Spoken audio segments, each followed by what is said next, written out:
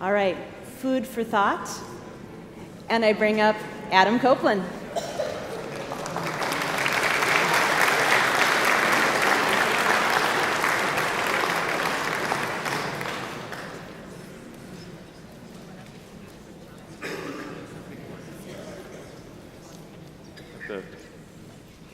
So I'll just plug it in again. We'll see if that works.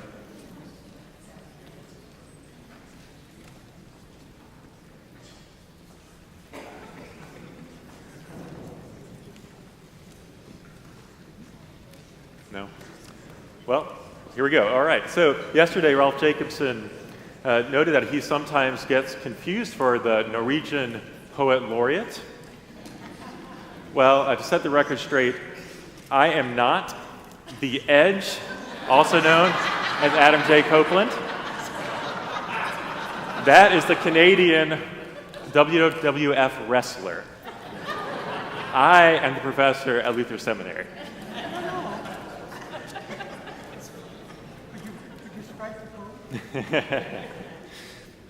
So the offering plates of my childhood church, First Presbyterian Church in Tallahassee, Florida, were made of this deep, heavy, strong wood. I think they were probably oak. They had this felt center that was red. There was this faint Jerusalem cross marked in the felt. So when you dropped your coins in as a child, it didn't make any noise at all. These plates were old. They were well loved. They were artisanal before that was even a word. They were part of that congregation for years. I know these plates well because I was a pastor's kid, so often I would usher, and as part of that experience, I would get to sit in the narthex before the offering, and I remember sitting on the stairs, going up to the balcony, holding that plate and looking at it deeply and contemplating its workmanship. I wish I could say that led me to think of all the best stewardship theology. It didn't. But that physical object still is etched in my mind today. So recently I went back to visit that congregation. It's a traditional congregation, but they had made some big changes recently. I suppose it might have been their capital campaign where they installed state-of-the-art sound system, a tasteful projector and screen. They've got now solar panels that you can understand how much energy is being saved by going to this website on your smartphone. But it's still a bit sad when old traditions go away in place of new technologies that most likely some younger member thought up. So in that congregation with these newfangled ideas, I found not these gorgeous old offering plates anymore. By the time the offering came, I have to admit it hurt a little bit. It brought up those memories that no longer continued. Those old, gorgeous offering plates had been replaced by this fancy, newfangled technology, the wicker basket.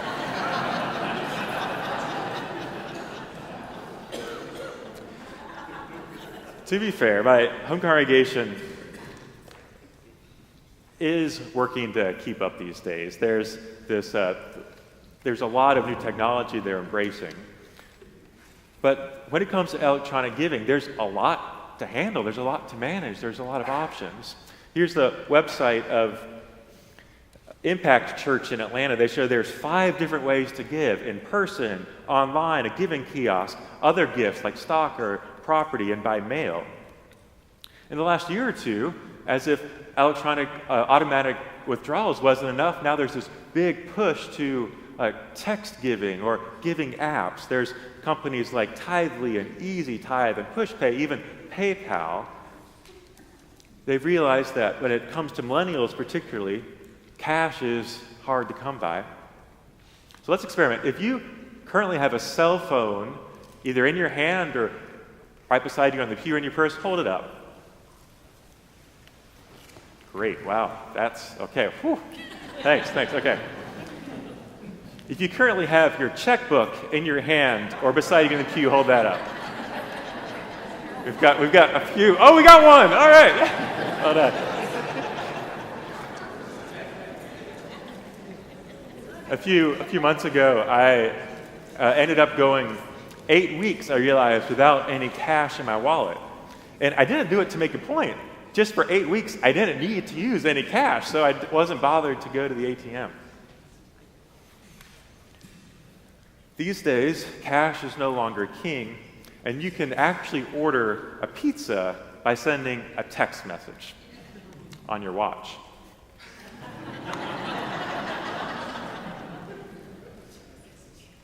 Like the best of practical theology, the topic of stewardship can't be limited to any single sphere. Stewardship necessarily begs questions about how we manage all of God's gifts and resources, how we think about creation, our bodies, technology, even our communities or privilege. We can't address money in the church, though, without considering questions like these. How do we manage relationships with those who give? Thanking, asking, being transparent, telling our story. How do we address the fact that our members give to nonprofits and other charitable causes beyond our congregation? And how practically do we collect the money? It's that last question that brought me to today's topic, but in pursuing it, I happened upon this whole different set of questions I hadn't anticipated. It got me to wondering, why do we collect the offering in baskets in the first place? And further, why do many congregations then bring those baskets forward to the communion table and lift them up before the altar?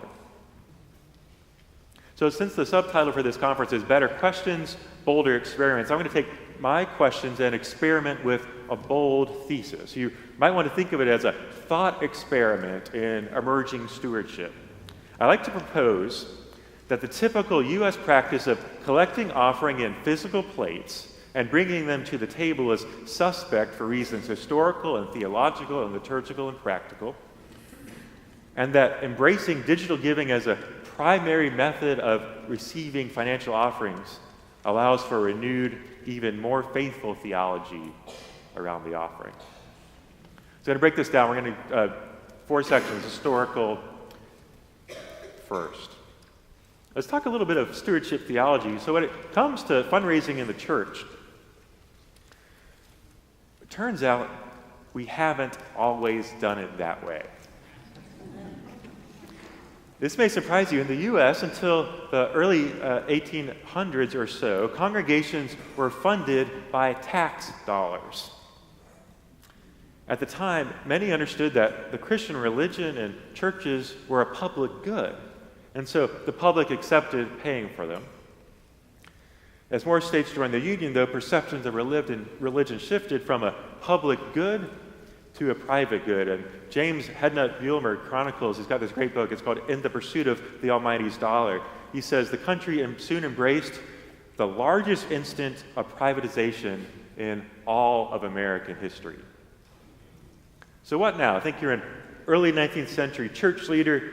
You have to build stewardship from scratch. You've never had to collect offering to support the congregation. So what do? Well, churches tried different methods. They held raffles. They held auctions. They sold subscriptions. They collected pew taxes. In some cases, they rented pews or to particular families or sold them to be used by whoever bought the note on the pew. So in those congregations, if you were a visitor and you happened to sit in a pew and somebody came up to you and said, "Excuse me, you're sitting in my pew," you may have actually been sitting in their pew.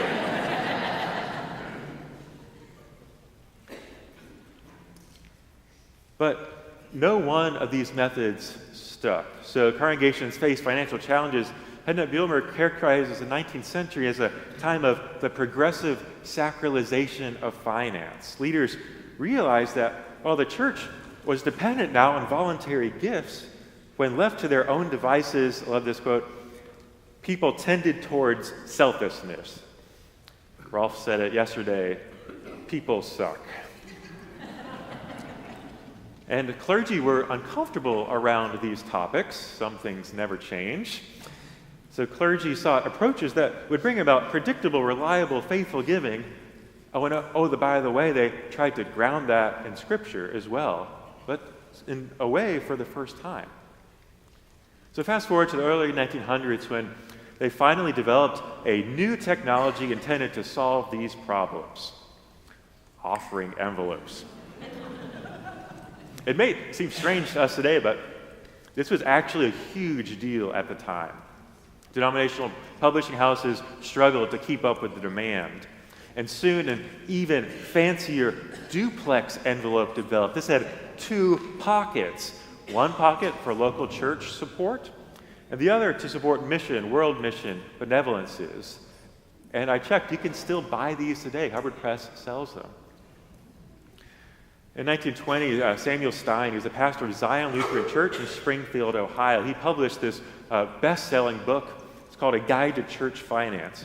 Part of the reason, by the way, that he wrote this, he's a Lutheran pastor, he noted that all the Presbyterian churches in his county had smaller congregations but brought in more money.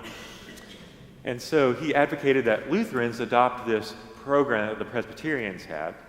He said, the one and best envelope to introduce is the weekly duplex envelope system. This system is recognized by practically all Protestant denominations as the most successful method at the present time for congregations to raise money. It has been stated that if all Protestant churches would adapt it, it would add $80 million for local church support. I did the math, that would be $1 trillion in today's money.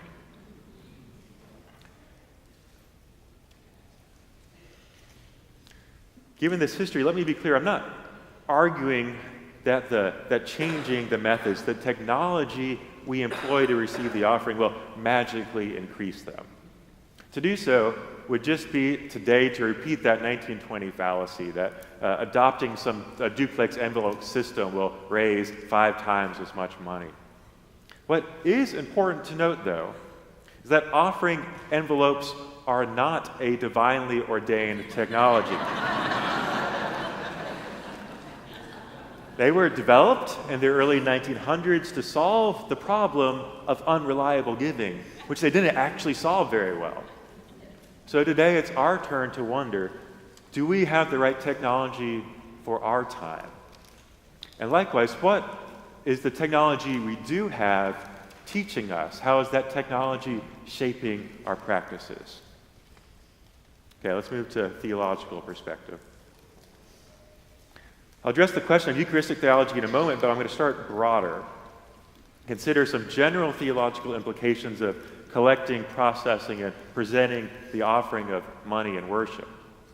So I wonder, what answers might we get if we asked our congregations questions like, what's the point of the offering? We might hear that, well, all belongs to God, so we symbolically return to God a portion of what God has given us. We might learn that the financial offering symbolizes a broader offering, the dedication of our whole lives to God. There's the practical point of collecting the offering, right? That it reminds worshipers that others give too, that this is part of what the community does. It's an affirmation, but it's also an invitation. And there's the uber practical. When we collect the offering, we actually get it from people's pockets to the church's bank account. These reasons certainly are not invalid, don't hear me wrong here. But I'm wondering, what else might we say theologically about the offering? So 3 points here about theology. First, it's difficult to read Jesus' words in Matthew 6 and then think, well, probably the best thing is to have people walk down the aisle and pass a plate back and forth for all to see and hear. That would be the best way to subtly collect the offerings. Jesus talked about not sounding trumpets when giving, or warning about practicing one's piety before others. My dad tells the story of, he's a pastor, tells the story of when Daniel, who was about 6, it was the first time he was collecting the offering. He was serving as usher, and he marched down to the front of the church. I don't know if it was the old oak offering plates or these fancy new baskets, but he passed it down the first pew, and it came back to him, and it was empty. He was a good usher, though. He passed it right down the same pew.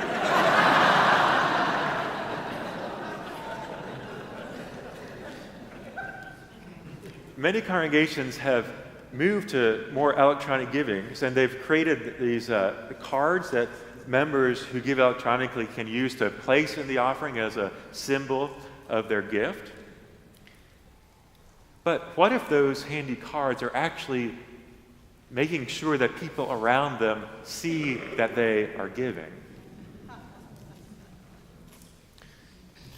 Jesus said, when you give alms, do not let your left hand know to what your right hand is doing, so that your alms may be done in secret. Second, in homiletics professor Craig Satterley's fine book, Preaching and Stewardship, he unpacks various adverbs related to preaching, to stewardship and giving, these biblical notions of giving, he says. Satterley says readers of the scripture should understand these different ways of giving: to give gratefully, to give freely, to give cheerfully, generously, obediently, and intentionally. Then he draws out 2 Corinthians 9:7. He says, Paul writes, each of you must give as you have made up your mind. And Satterley emphasizes we are to give according to a plan. Paul instructs the Corinthians to set aside what extra they can on the first day of the week. And so Satterley says intentional, regular, planned giving makes us more dependent upon God because it frees us from deciding what to give each week. Satterley doesn't make this move, but I think this way of thinking to extend his argument that it might actually be a powerful argument for electronic giving. Automated giving set up weekly or monthly to pull from one's own bank account actually may be a nice biblical extension of giving obediently and intentionally.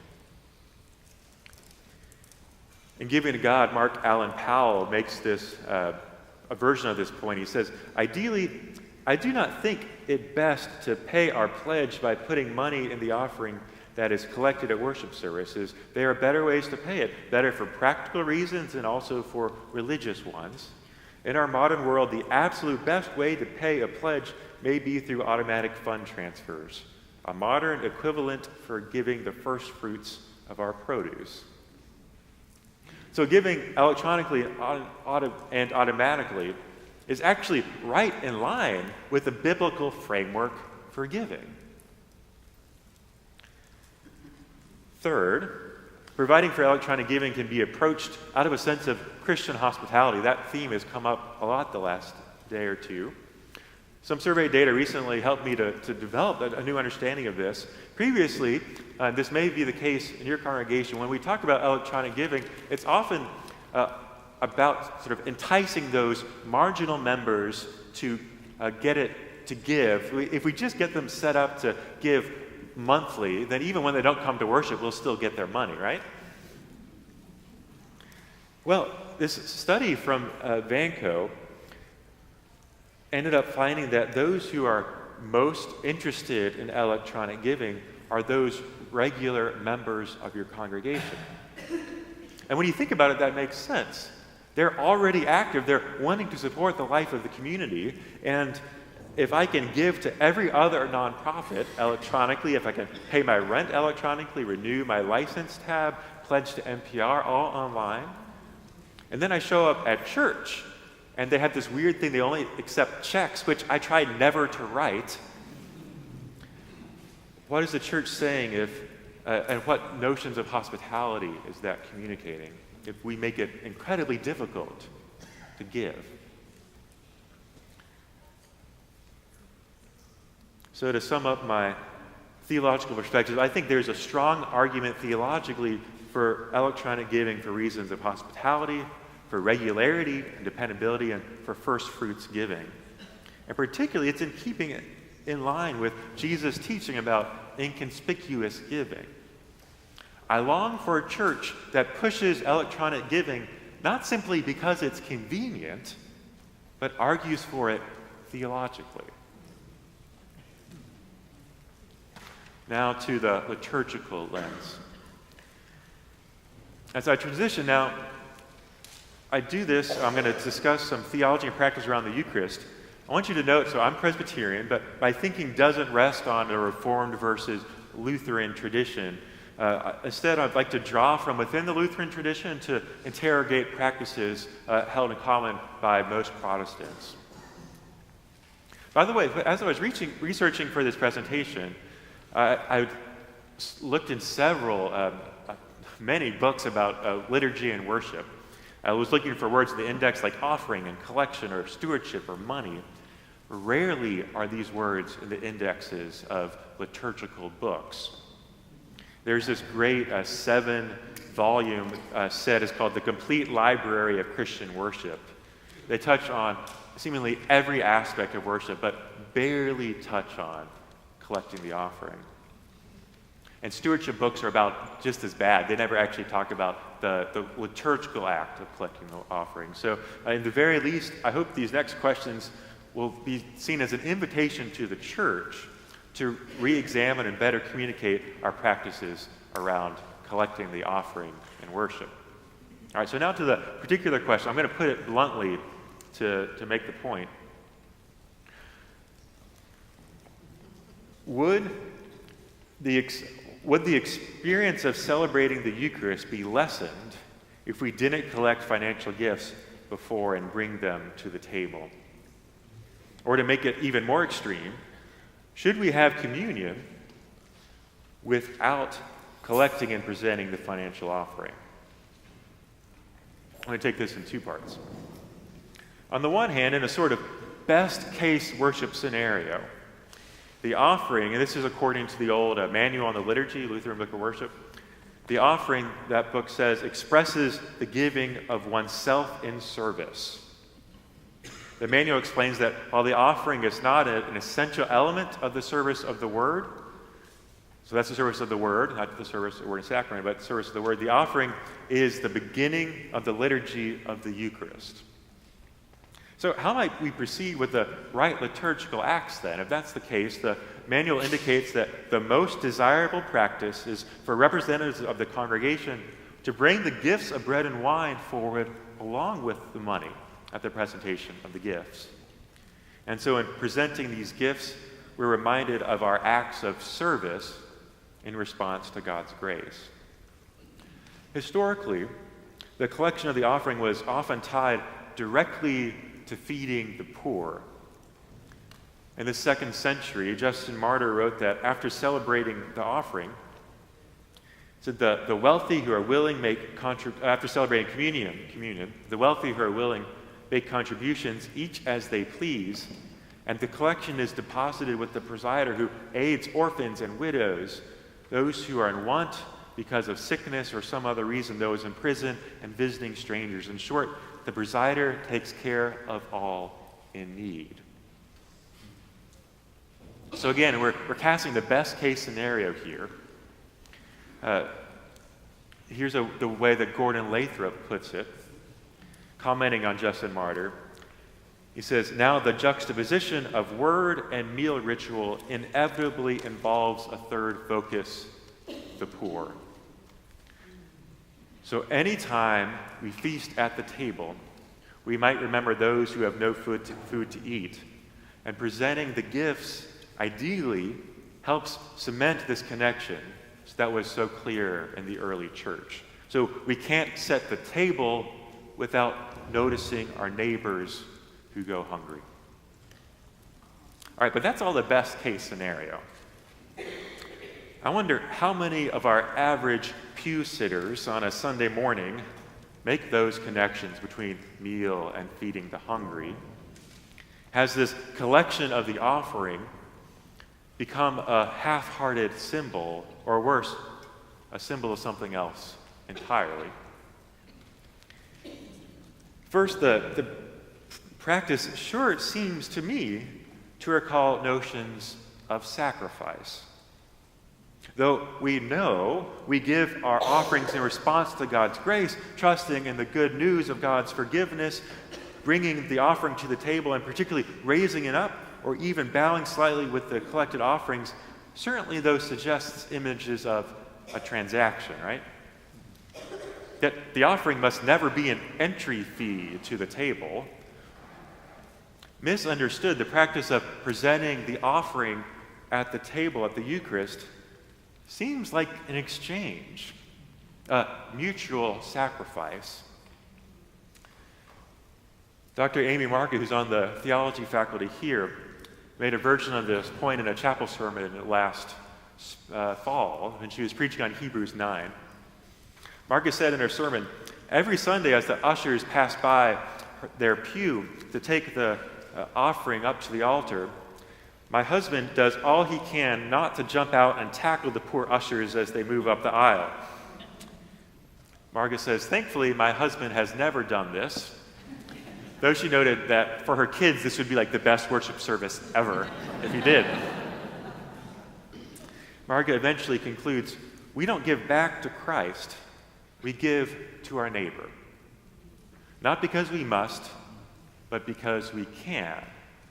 And when we can't, we let the neighbor give to us."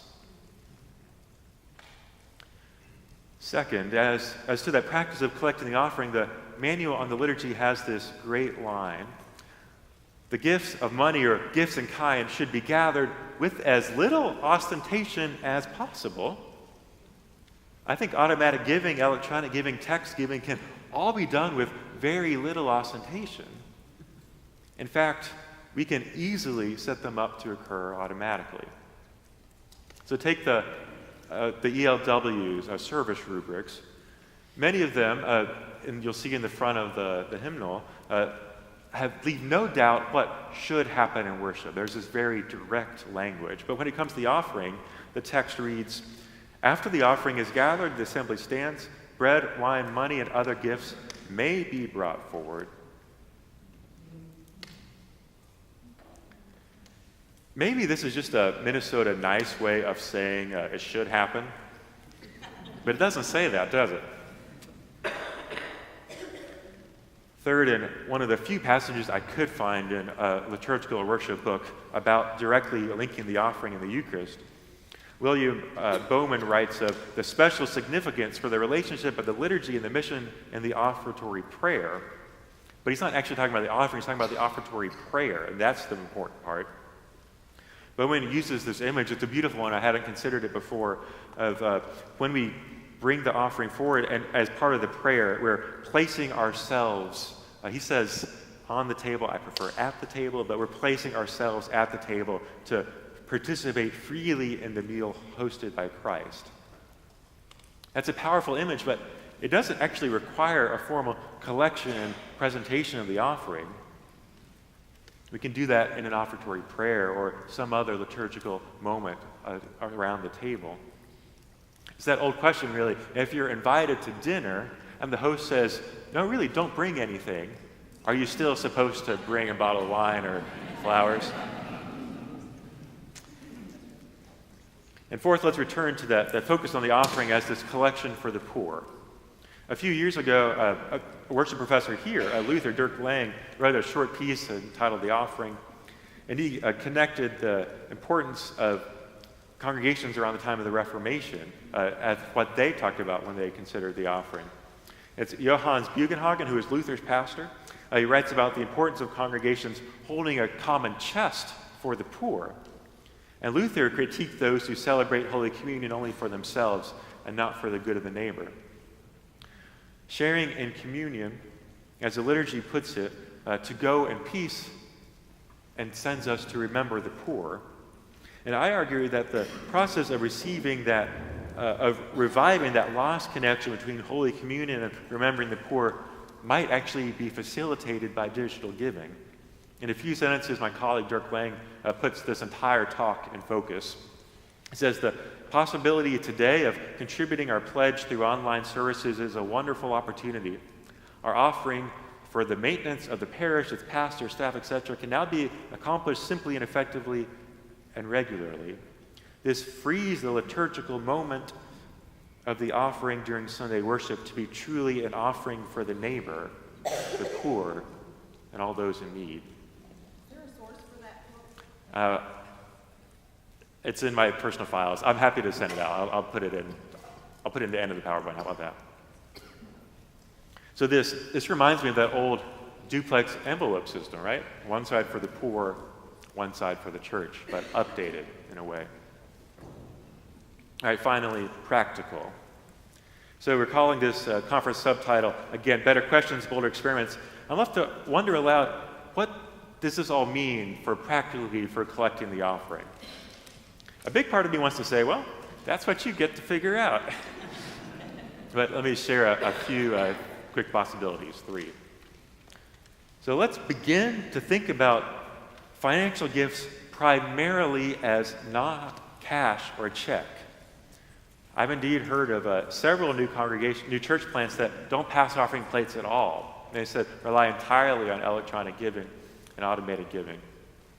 In its annual report last year, Eagle Brook Church had this, there's a big congregation in the Twin Cities. They shared that only 25% of their annual budget was supplied by weekend plate offerings. 51% came through online giving, the rest through giving kiosk, bill pay, and stocks. Many of you may be surprised if you actually check the numbers if you already offer electronic giving, how many of your gifts are already received by means other than the offering plate. If your congregation isn't yet embracing electronic giving, I'm going to just break this news to you now. In our digital future, cash and checks are not going to be making a comeback. They're going to become an increasingly small part of how your congregation receives gifts. So when you think of financial gifts primarily as digital and automated, the invitation to giving should change, right? At the very least, let's not say that old line at the offering, let us now receive our tithes and offerings, if most folks are actually giving in other ways. If we know many of our regular givers won't be putting in anything into the plate, our words need to reflect those realities. Second, let's embrace stewardship theology made possible by digital giving. I've hinted at this already, but in short, digital automatic giving makes supporting God's mission a regular, systematized part of my journey of discipleship. It embraces the fact that stewardship of finances isn't just something that I decide when I get to church, but I steward all my finances just as I steward all my electronic gifts digitally. My wife and I have money meetings where we talk about all our budget and the gifts we're making to NPR and all the stewardship decisions. So is my gift to my faith community part of that and not just sectioned out on Sunday morning with this offering plate? Keeping these together makes theological and practical sense. So at Galileo Church, a relatively new church plant in Fort Worth, Texas, many of the members give electronically. In fact, so many of them give electronically, if they were to pass the plate, there would be very little there. So they created these colorful laminated cards that place in the giving station, but they're not the ones you expect. When the plate comes in line around, they can say, this week I shared with the church electronically via PayPal, EFT, or bill pay. Thanks be to God. This week I shared with the church my time and energy. That's a different move for all good work together. This week I shared with the church my heart and prayers for our ongoing life together. Thanks be to God. Love this one. This week I shared with the church I shared with the world in amazing ways you haven't even thought of yet. Thanks be to God. This ritual might not work in your context, but it indicates what I hope the church will explore, that now that our offering plate is barely needed, especially not to collect those 1920 styles duplex envelopes, what new liturgical practice will free us and teach us to serve God today? Finally,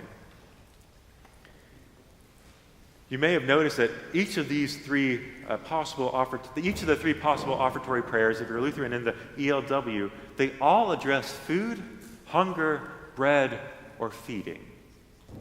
The first reads in part, "Turn our hearts towards those who hunger in any way, that all may know your care, and prepare us now to feast on the bread of life." These prayers that are already part of the Lutheran tradition not so subtly recall the tradition we explored earlier that connects Holy Communion with feeding the hungry. So what if, in a Back to the Future sort of way, embracing electronic giving actually helped the church reclaim this historical connection between being fed at the table and sharing food with our neighbors? When our members give electronically and automatically, might we again make time of the offering about actual giving to the poor? We could bring forward canned goods or grocery store gift cards or monetary gifts perhaps, but those that collected at the offering would only go to help support food pantries or other programs to address world hunger. So what's the best image for the offering plate today? Is it an old, heavy oak plate, or is it something more electric? Whatever the technology, my prayer is that God might transform us to give more freely, feeding the world with God's love and justice, wicker basket or not. Thanks.